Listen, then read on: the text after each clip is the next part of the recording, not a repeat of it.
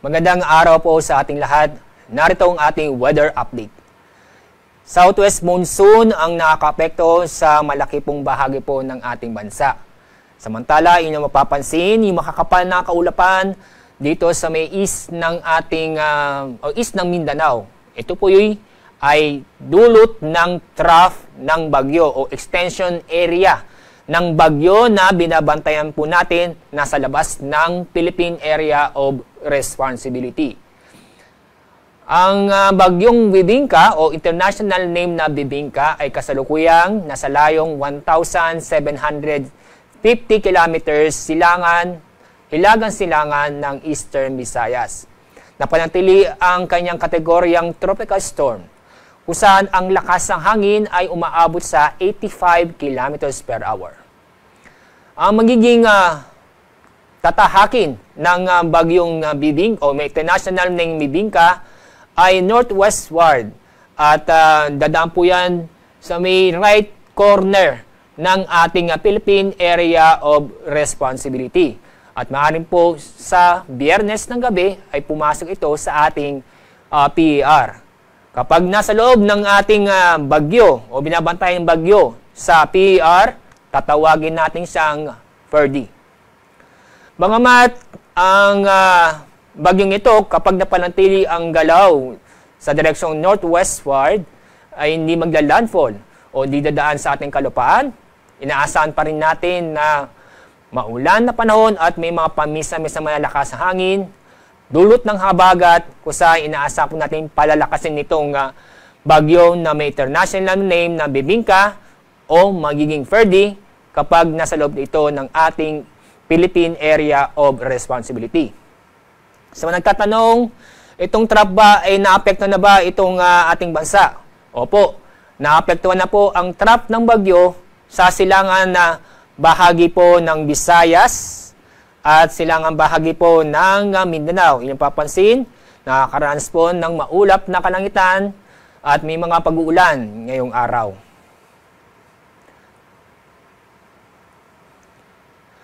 Sa ating magiging lagay na panahon bukas, inyong makikita ang buong Southern Luzon, buong Visayas, at ang buong Mindanao ay magiging maulan na panahon bukas.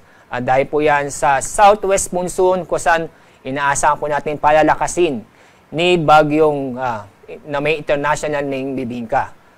Kaya sa mga nagtatanong anong inaasahan nating pag-ulan, asahan po natin ang moderate to heavy rains. Lalo na po sa kanlurang bahagi ng Southern Luzon, Visayas at Mindanao. Ang mga lugar po sa may kanlurang bahagi nito ay sa Palawan, Mindoro Provinces, Western Visayas, Negros Islands Region, ganoon din po sa may Zamboanga Peninsula, Barm at Soc-Sargen.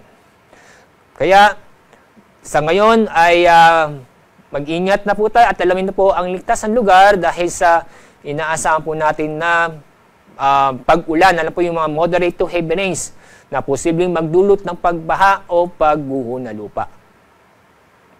Samantala, itong lalabing bahagi po ng Luzon ay bukas magiging fair weather po tayo.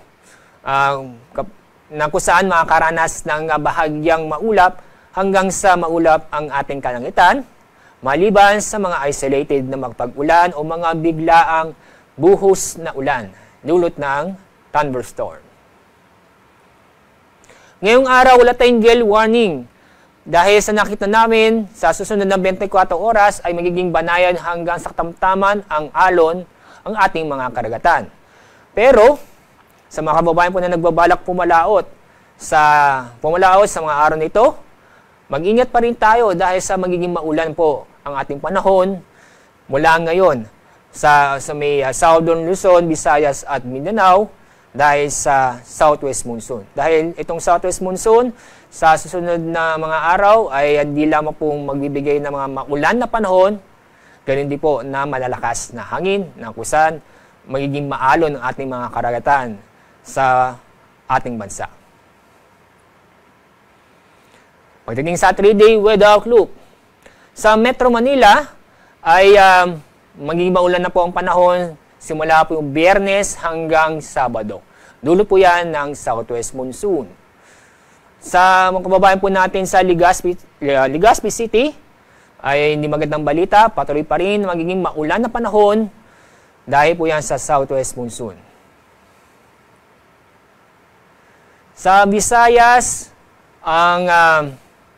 sa araw ng Biyernes at Sabado ay maging maulan na panahon ang maranasan sa Metro Cebu at Tacloban City. Samantala sa Iloilo City, magpapatuloy na maulan na panahon mula sa Biyernes hanggang Linggo dahil sa southwest monsoon. Sa mga kababayan po natin sa Cagayan de Oro City at Zamboanga City, inyo makikita mula Biyernes hanggang Sabado ay patuloy pa rin maging maulan na panahon. Samantala sa Metro Davao, sa araw ng Biyernes ay patuloy ay magiging maulan na panahon pa rin ang maranasan sa araw nito.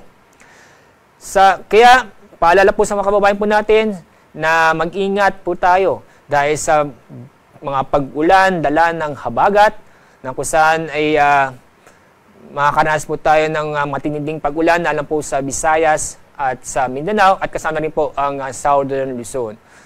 Kaya mag-ingat at alamin po ang ligtas na lugar dahil sa pag-uulan na posibleng magdulot ng pagbaha o pagguho ng lupa. Sa mga natatanong kung kailan lalabas ang bagyong na may international name na Bibingka. Kapag dumaan ito sa ating right corner ng PER, maaari po sa Sabado ay lumabas na po ng ating Philippine Area of Responsibility. Pero paghandaan po natin ang pag-ulan at malakas ang hangin dala ng southwest monsoon.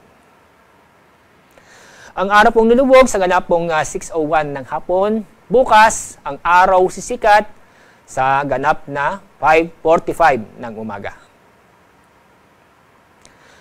Yan pong ating weather update mula sa Pag-asa. Mag-ingat po tayo.